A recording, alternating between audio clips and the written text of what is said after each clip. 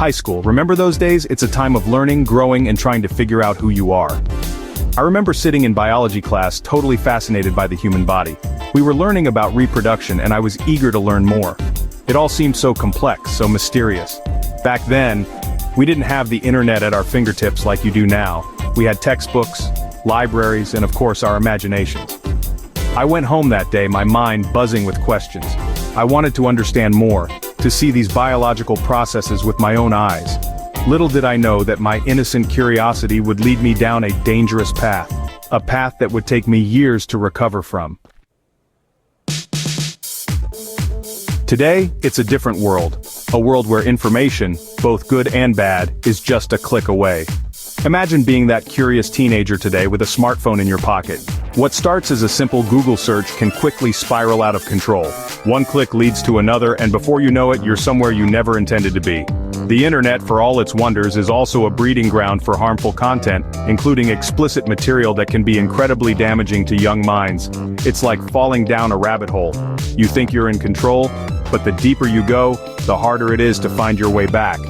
The lines between curiosity and obsession blur, and the consequences can be devastating. Smartphones, tablets, laptops, they've become extensions of ourselves. We use them for everything, connecting with friends, learning new things, even ordering pizza. But this easy access to technology comes at a price, especially for young people. It's easier than ever for kids to stumble upon explicit content, even when they're not actively looking for it. A stray ad, a pop-up, a link shared by a friend, it can happen in the blink of an eye. And once that image is seared into their brains, it can be incredibly difficult to erase. It's like a virus, infecting their thoughts and warping their perception of healthy sexuality.